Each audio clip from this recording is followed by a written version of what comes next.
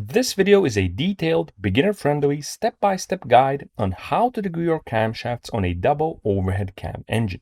The process of degreeing involves measuring various camshaft specs and then adjusting the camshaft to its optimal position in relation to the crankshaft based on those specs, all with the goal of extracting maximum performance. Camshafts should be degreed if you have decked the head or the block, as this can distort camshaft timing and reduce performance. Camshafts must be degreed if you have purchased aftermarket performance cams, and camshaft degreeing can also help prevent assembly error and piston-to-valve contact. We'll be doing the degreeing process on a Toyota 4AGE 16-valve engine, but the process is virtually identical on any other double overhead cam engine. As you can see, our engine is pretty much bare, and we have also removed the crankshaft pulley as well as the intake and the exhaust. We'll be rotating the engine a lot during the degreeing process, so it's mandatory that we remove the spark plugs first. Otherwise, we'll be constantly fighting the compression of the engine, which is not only tiresome, but it makes taking the readings difficult and reduces accuracy.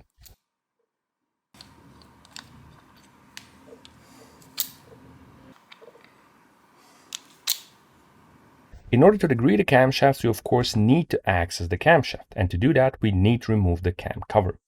I will be demonstrating the degreeing process on the intake cam only, but the procedure is identical for both the intake and the exhaust. In order to properly perform the degreeing, we will need a few special tools. The first one is a degree wheel. The second one is a dial indicator with an extension. As you can see, my indicator is equipped with a DIY extension. Although ready-made extensions of different lengths for dial indicators can be purchased in stores or online, they are almost always useless for degreeing cams on DOHC engines. The tip of the extension must rest on the shim in order to measure its movement, but the shim is located under the camshaft, which means that it's usually recessed pretty deep into the head with very little surface available for the extension tip. And so ready-made extensions or attachments are usually far too thick and far too straight for this, and thus can't be used for the process. However, making a DIY extension is extremely simple. As you can see, the original cap can be unscrewed from the bottom of the dial indicator to reveal a little thread. This is an M3 thread, and a welding stick has the thickness suitable for this thread. The metal of the welding stick is very soft, so you can actually cut the thread by hand. The thread won't be ideal, but it's good enough to screw into the dial indicator, and because the welding stick metal is super soft, it won't damage the dial indicator. Once you have made the thread, simply beat the coating off the welding stick with a hammer, and then cut the stick to your desired length. The final step is to get some sandpaper to clean up the stick. Make sure to round out the bottom part, which will be contacting the valve shims, in order to prevent your extension from scratching the shims. An important note when it comes to dial indicators: make sure to get a dial indicator that has enough measuring range. This dial indicator will be suitable for most camshafts because it has a total measuring range of 10 millimeters. Most camshafts have between 7 and 10 millimeters of lift. This dial indicator, however, cannot be used to degree camshafts because it has only 3 millimeters of measuring range. The only thing you can use this for is to find true top dead center on your engine. Another important note is that this is a shim over bucket engine with solid lifters, meaning that the camshaft acts directly onto the valves without any rocker arms in between. As long as the valve clearance or valve lash has been set correctly, you can degree the cams on an engine like this without any additional tools or parts. If this engine had rocker arms and or hydraulic lifters, then you would need to get and install checking valve springs and or solid lifters during the camshaft degreeing procedure. The final special tool we need is a magnetic stand for the dial indicator. This allows the dial indicator to be fixed at various positions, and although my magnetic stand comes from a country that is now 2 countries, it will still get the job done. The first thing we're going to do is to attach a degree wheel. I'm fortunate enough that the hole in my degree wheel is smaller than my crankshaft, but larger than my crankshaft pulley bolt, so I can simply bolt the degree wheel directly onto my crankshaft. If this weren't possible, I would have to either purchase or make some sort of adapter. Most degree wheel kits come with various adapters that are designed to fit various popular engine platforms. Now, some may describe my method of mounting the degree wheel as inaccurate because it can lead to the degree wheel moving when the engine is being rotated. I found that this method is perfectly accurate as long as the degree wheel is tightened down sufficiently. Although the degree wheel fits my crankshaft, it unfortunately interferes with my water pump, which makes rotating the engine impossible. And the only quick solution is to actually remove the water pump. Now, issues like this are one of the reasons why it's always best to perform camshaft degreeing during the initial stages of engine assembly, before all the accessories have been installed and definitely before the engine is in the car. Once the degree wheel is on, we are going to find true top dead center, or the highest point of the piston's travel. Although most engines have markings to indicate when the piston of cylinder 1 is at top dead center, these markings aren't necessarily 100% accurate, and they're usually below the accuracy and resolution level needed for camshaft degreeing. To find true top dead center, we'll take a dial indicator with an extra long attachment and point that attachment down the spark plug hole of cylinder 1 so that it can contact the top of the piston. Now we're going to be rotating the engine while closely watching the dial indicator. When the needle starts moving, it means that the piston has made contact with the tip of the extension.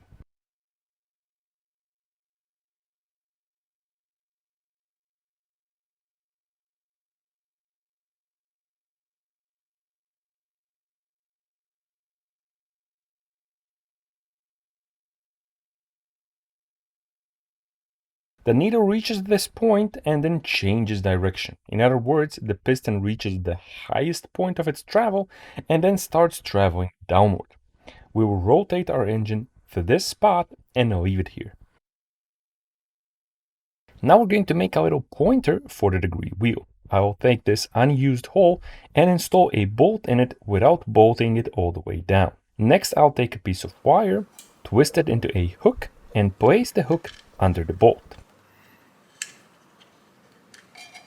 Now I can fully tighten the bolt to keep the wire secured. Next, we'll rotate the degree wheel so that the 0 mark points upward. Finally, we'll twist the wire into shape so that it matches up with the 0 mark on the degree wheel. Now our degree wheel is at 0 when our engine is at true top dead center. It's a good idea to also make an additional marking anywhere on the engine for this position so that you can easily return to your true top dead center if you accidentally disturb the position of the degree wheel or the pointer. Now comes the tricky bit. We'll remove the dial indicator for finding top dead center and install our dial indicator for degreeing the camshaft. I have used 2 dial indicators, but you can of course perform this with just 1 dial indicator. I used 2 because I was happy with the extension placement on the indicator I planned to use for the degreeing, and I just didn't want to disturb it. Correctly placing the measuring tip onto the valve shim is by far the trickiest part of the cam degreeing procedure. This usually isn't straightforward, and a bit of trial and error is needed until proper placement is achieved. The extension tip must not slide across the shim, and it must not make contact with the camshaft hole or the camshaft stem. If any of this occurs, the readings will be inaccurate. In order to achieve accurate readings, the angle of the extension must be the same or at least close to the angle of the valve and the shim. Unfortunately, this is impossible with a straight attachment because it results in contact between the attachment/extension and the camshaft stem. And this is where the welding stick DIY extension comes in. You can easily bend it a bit to achieve correct placement on the shim without contacting the camshaft stem. You can verify that your measuring tip is properly placed on the shim by observing the behavior of the needle when the lobe is off the shim. The needle must be rock solid before the lobe contacts the shim. Any movement of the needle indicates incorrect placement. Once we have achieved the correct placement, we can proceed to measure the cam specs. We will first measure camshaft lift, which determines how much the camshaft opens the valve, and then we'll measure camshaft duration in order to find out how long the camshaft keeps the valve open. Even if you know these values from your cam card, it's a good idea to verify them. It's definitely a good idea to measure lift and duration and degree the cams in case you purchased a used engine with unknown cam specs. By measuring lift and duration, you can verify whether the cams are stock or aftermarket and see exactly how aggressive or mild the cams are and whether they're well matched to the rest of the engine. We'll start by measuring camshaft lift. To do this, we'll slowly rotate the engine until the camshaft lobe contacts the shim and the needle starts moving. In our case, this is a starting point or our 0 point for the measurement, and the needle will remain on it until the lobe starts pushing down on the shim. If you wish, you can rotate the outer edge of a dial indicator in order to match the actual zero with your starting point. But be warned that this can disturb a good indicator placement, forcing you to reset it and place your indicator again. As you can see, I have additionally secured my dial indicator to the mount with some wire. This may seem silly, but you really want maximum rigidity and consistency for your tools, because even the slightest bit of accidental touching can distort everything and ruin your accuracy. Measuring lift is really simple, and we don't really need to zero the indicator for it, so we'll just leave it as it is. Next, we'll go ahead and rotate the engine until the needle starts moving. Once it starts, we will count the number of rotations the needle makes until it changes direction. Each full rotation is 1 mm, and each subsegment is 0.1 mm.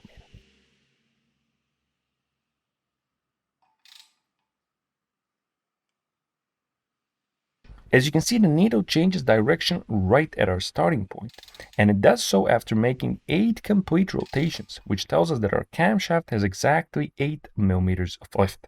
This is the point when the cam reaches maximum lift and has pushed the valve off the seat as far as it can.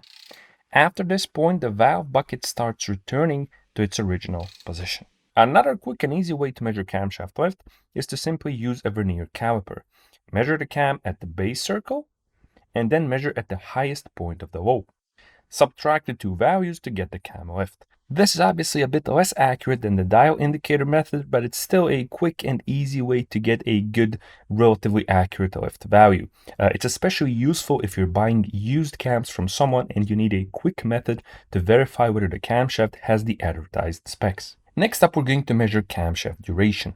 Measuring duration is a bit more involving, so it's a good idea to actually zero the gauge for this one. Now, just a reminder, the zero value of the needle is whenever the camshaft lobe is off the shim. Now, in order to measure the duration, we need to keep one eye on the degree wheel and the other on the dial indicator. We will slowly rotate the engine until the needle starts moving. Once the lobe engages the shim and the needle starts moving, we are looking for the point when the camshaft creates 0.1 mm of lift. And that's right here. This is the point when the valve has just started to open. In other words, it's our IVO, or intake valve opening event. And it's the point from which we will start to count duration. For ease of reference, we can mark this point on the degree wheel. We'll proceed to rotate the engine and we will count the degrees until the valve is 0.1 mm before closing.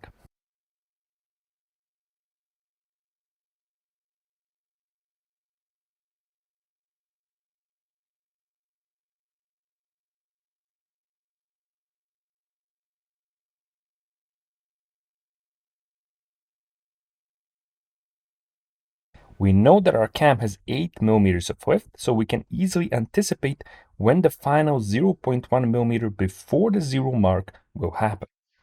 This is our IVC, or intake valve closing event. We'll also mark this on the degree wheel. The number of degrees between these 2 points are our camshaft duration, which in our case is 239 degrees of duration. Now, a very important thing to note here is that the lift value from which you start counting duration obviously greatly impacts your final duration value. Measuring duration at 0.1 mm of lift isn't really that common and doesn't make it easy to compare this camshaft to other cams. For example, if we take a look at this set of Kelford cams, we can see that they have duration measured at 0.3 and 1 mm of lift. So if we want to compare my cam to the Kelford cam, I have to measure duration at 1 mm, which is the usual value for most camshafts with metric specs. When we're measuring duration at 1 mm of lift, we're obviously starting to count duration later, and we're stopping the counting sooner, resulting in a smaller final duration value.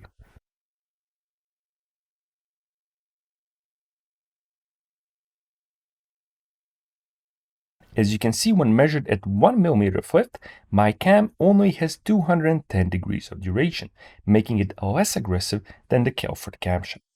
Most camshaft manufacturers that deal in imperial units measure duration at 0.05 inches of lift, which is very close to 1.3 mm of lift, and at that value, my cam obviously has the lowest duration. So all in all, the higher the lift value at which duration is measured, the lower the duration value.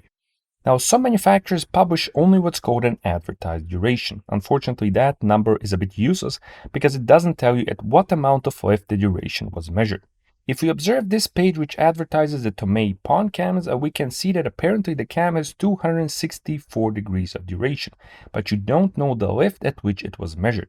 Without a published lift value, you can start measuring duration, whenever, even as low as when the valve just barely opens, so something like 0.01 millimeters of lift. And obviously the result is going to be dramatically increased duration, making the camshaft seem larger than it really is. Manufacturers employ this strategy because most people believe that more duration simply equals more power. In reality, duration must be matched to the rest of the engine, as well as the intended application and redline. Otherwise, the result is an engine with a pathetic bottom end and peak power beyond its redline. Now, I obviously know what cams I have in this engine. I'm the one who put them there after all. And what I have is 2 exhaust cams from this CAD cam set. Now, don't be confused by the fact that I put an exhaust cam on my intake. Intake and exhaust camshafts are interchangeable on most engines as long as they're installed correctly. I wanted mild cams for a street engine, and this cam made peak power at the right point below my redline. As you can see, I measured the lift value correctly, but we're off on the duration by 4 to 5 degrees. The reason behind this is that my valve lash or valve clearance is on the loose side compared to the clearance required by CAD cams. Valve lash is set by using different thickness shims to achieve correct clearance between the cam and the shim. A tighter clearance means that the camshaft contacts the shim sooner and starts opening the valve sooner and closes it later, resulting in greater duration. A larger clearance does the opposite. The cam starts opening the valve later, leading to reduced duration. My lash was near 0.30 to begin with, and the engine also has a few thousand kilometers on it, resulting in a bit of additional wear on the shims, leading to the difference in duration measured. Okay, so now we know the lift and duration values, but how do we actually degree the cam? Well, there's 2 common simple approaches, and we can demonstrate the first one by using a value published on the cam card of my cams. And it's this value here that tells us how much lift there should be when the engine is at top dead center. So we rotate the engine towards top dead center and observe how much lift we have accumulated by the time we reach top dead center.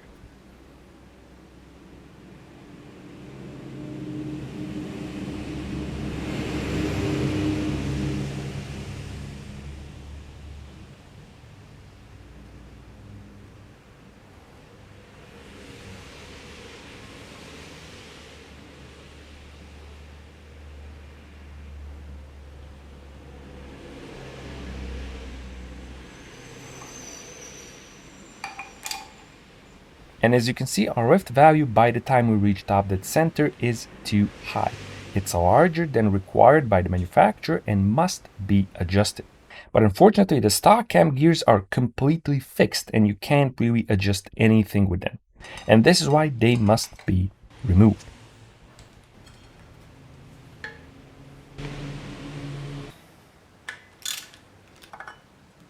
And then we're going to replace them with adjustable cam gears. Once the bolts are loosened on a cam gear like this, the inner part can move independently from the outer part, which means that you can adjust the position of the camshaft independent from the position of the crankshaft. Once the adjustable cam gear is installed,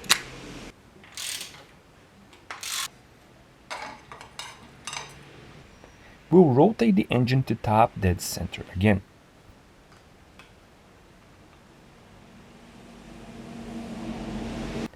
We'll then loosen the cam gear bolts and adjust the cam gears until we achieve 0.9 millimeters of lift at top dead center. So we simply rotate the cam back until we have 0 lift, and then we slowly turn and count until we have 0.9 millimeters of lift at top dead center.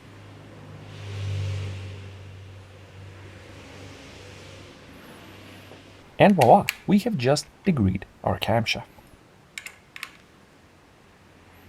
The second method is called the centerline method, and it tells you the number of degrees at which the camshaft centerline should be located. The centerline is the point of maximum lift, so what this method actually does is that it tells you the number of degrees at which maximum camshaft lift should be achieved. So as you can see here, our centerline needs to be at 110 degrees. So what we will do is slowly rotate the engine towards 110 degrees and observe the needle for the point at which it changes direction.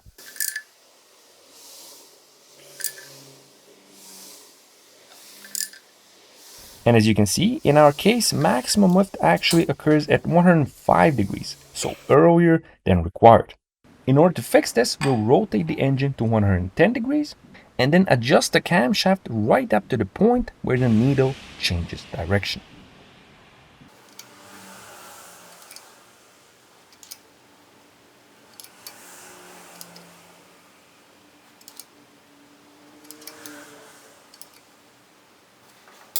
Once we find that point, we will lock the cam gear again while making sure that it stays at that point while being tightened down.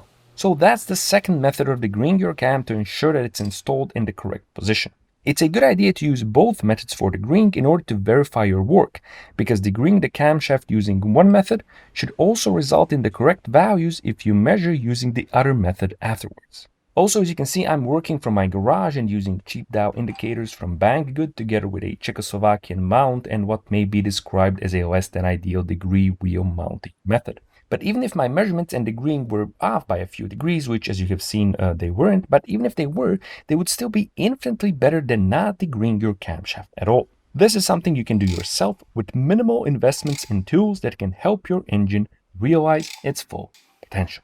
So that's pretty much it for today. As always, thanks a lot for watching, and I'll be seeing you soon with more fun and useful stuff on the D4H.